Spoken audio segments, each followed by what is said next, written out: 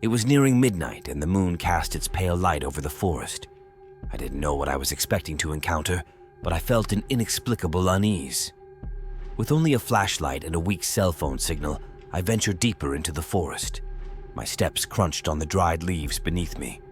With each step, I felt as though someone was following me. The wind rustled through the trees, sounding like whispers in my ear. I couldn't tell if the sounds were real or just my imagination playing tricks on me. After walking for a while, my flashlight flickered and went out, plunging me into total darkness. At that moment, I was certain something was watching me. My heart pounded wildly as I managed to get the flashlight working again and scanned my surroundings. My eyes strained to distinguish shadows in the darkness. I saw movement behind a tree. It seemed like someone was hiding. I gathered my courage and slowly moved toward it. As I got closer, I realized the figure behind the tree wasn't human-sized. I paused for a moment, then shone my flashlight directly on it. In front of me stood a strange creature with glowing eyes. Its fur was bristling, and it bared its teeth, growling menacingly. I froze in fear. I thought of running, but my feet felt like they were nailed to the ground. At that moment, a vibration from my cell phone snapped me back to reality. With trembling hands, I pulled out my phone and saw "unknown number" on the screen. I answered, and the voice on the other end whispered urgently, "Run, now!" That warning spurred me into action. I turned and ran as fast as I could. Alongside the sound of my own footsteps, I could hear the heavy steps of the creature behind me. It was getting closer with every passing second. I was out of breath, and my legs felt like they were on fire. As I ran, the shapes of the trees blurred past me in the darkness. I stumbled a few times but managed to keep my balance and continued running. The deeper I went into the forest, the faster my pace became. It felt as though the creature's breath was right on my neck. Finally, I saw a light ahead, marking the edge of the forest. Summoning all my strength, I made one last dash toward the light. It was coming from the window of a small cabin. I pounded on the door without hesitation.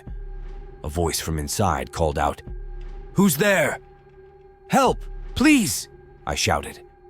The door opened and an elderly man pulled me inside. He quickly shut and bolted the door. "What happened?" he asked, his voice filled with concern. "What was that?" I replied, shaking. There was something in the forest chasing me. The old man took a deep breath.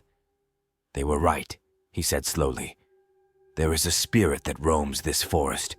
It's the restless soul of someone who died here years ago. If it found you, it means you're its target. Stay here and try to get through the night. You might have a chance to leave in the morning." I spent the night with one eye open, expecting the door to burst open at any moment and the creature to come crashing in.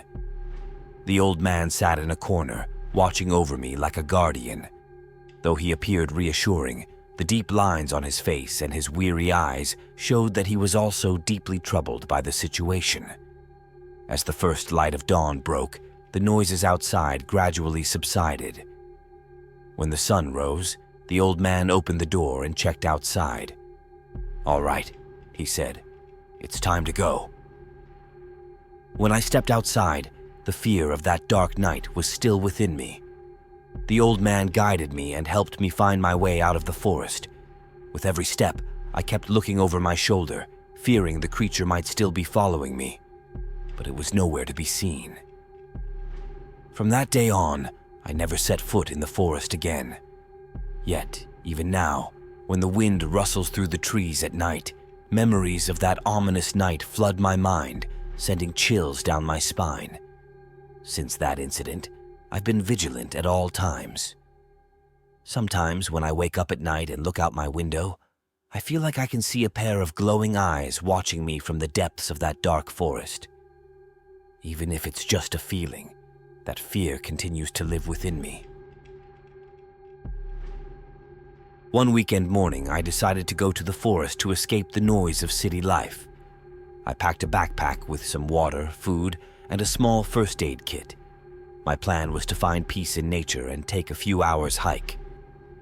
When I reached the entrance of the forest, I was greeted by the chirping of birds and the rustling of the wind through the trees.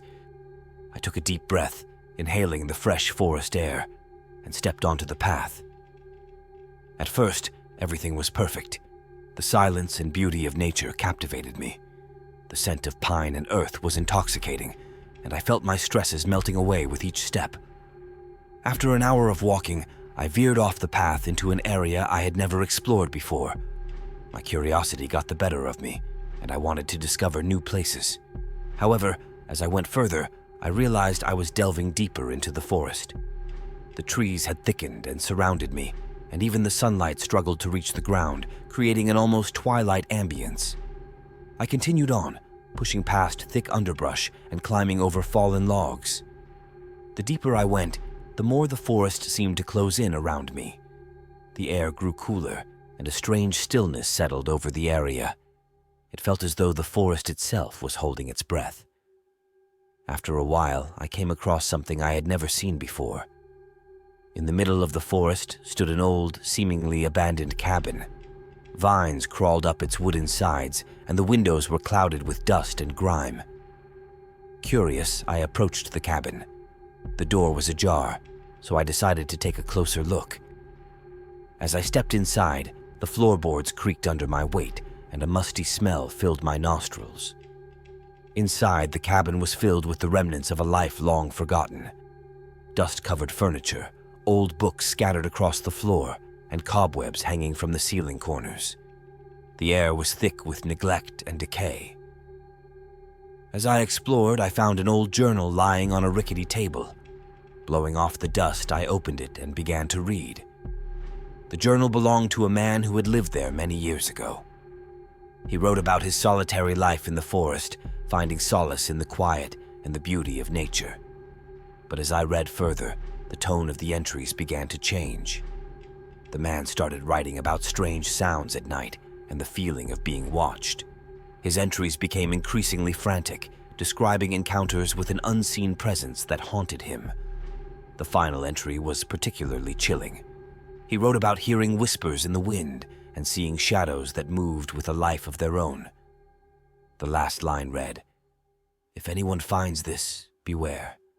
There is something in this forest, something ancient and malevolent." Just as I finished reading, a soft rustling sound came from outside the cabin. My heart pounded in my chest as I carefully placed the journal back on the table. I stepped outside, scanning the dense forest around me.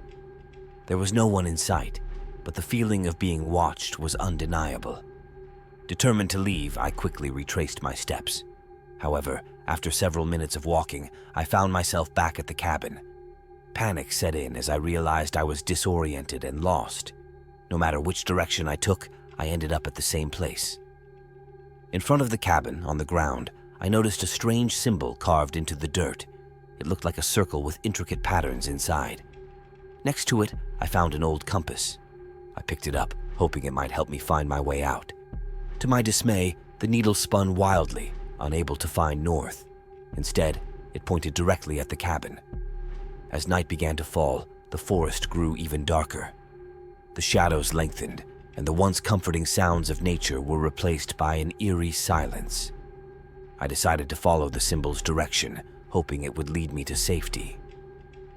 I walked for what felt like hours, guided by the fading light of my flashlight and the eerie glow of the compass. Eventually, I stumbled upon a clearing with a large stone altar in the center. Ancient runes were carved into its surface, and it emanated a cold, unsettling energy. Surrounding the altar were more of the strange symbols I had seen earlier. It was then that I realized these symbols formed a boundary, keeping whatever malevolent force existed within the forest confined to this area. I took a step back, my mind racing. If the symbols were meant to keep the entity in, perhaps they could also guide me out. Following this thought, I carefully traced the symbol's path away from the clearing. As I moved, I heard soft whispers and saw flickering shadows in the corner of my eye. The forest seemed to pulse with a life of its own, as if it were watching my every move. Finally, after what felt like an eternity, I saw a break in the trees ahead. The dense forest gave way to a familiar path, and I stumbled out into the open air. The sunlight was blinding, and the sounds of birds and wind returned, dispelling the oppressive silence. Exhausted and shaken, I made my way back to my car. As I drove away, I glanced back at the forest, its dark depths hiding the secrets I had uncovered. The journal and the compass sat beside me on the passenger seat, a reminder of the strange and terrifying experience I had endured. I never returned to that forest again, but the memories of that day stayed with me, haunting my dreams and filling my thoughts with questions about the ancient evil that lurked within. Even now, when the wind rustles through the trees at night, I can almost hear the whispers and see the shadows that followed me that day. The forest, with its secrets and its darkness, would forever be a place of mystery and fear in my mind.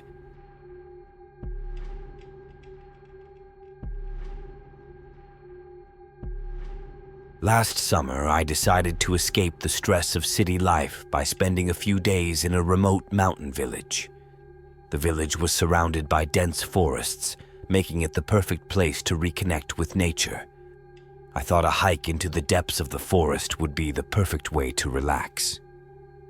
One morning, with just a small backpack and a water bottle, I set out into the forest. At first, the forest felt peaceful. The chirping of birds and the rustling of leaves replaced the noise of the city.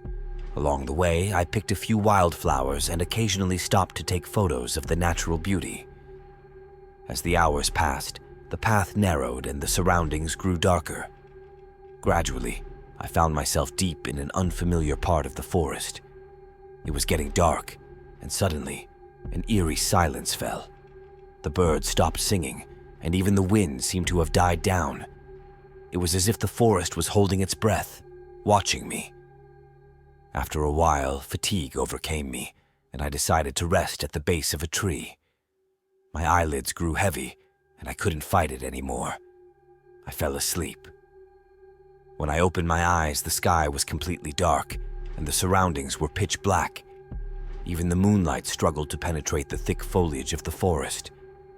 I had a hard time recognizing where I was, and a growing sense of fear began to take hold. At that moment, I noticed a shadow moving among the trees. My heart began to race. Squinting, I looked more carefully, and what I saw made my hair stand on end. A tall, slender creature stood among the trees, its eyes glowing even in the darkness. Its skin was pale and rough, and its long arms reached down to the ground. The creature took a few steps toward me, letting out a deep, guttural sound. I couldn't move, as if I were rooted to the spot. My entire body began to tremble with fear. As the creature drew closer, it became harder to breathe. I realized that my only chance of survival was to run. Mustering all my strength, I leapt to my feet and ran in the opposite direction. Branches whipped at my face, and my feet stumbled over roots, but I didn't stop. I could hear the footsteps and guttural sounds of the creature behind me. My heart pounded in my chest. After what felt like an eternity, the sounds of the creature began to fade and finally disappeared. I managed to escape the depths of the forest and saw the lights of the village ahead. Breathless and nearly collapsing, I made my way back to the village. That night, I couldn't bring myself to tell anyone about what I had experienced. No one would have believed me. But that terrifying creature haunted my mind every time I closed my eyes. I never dared to walk alone in that forest again.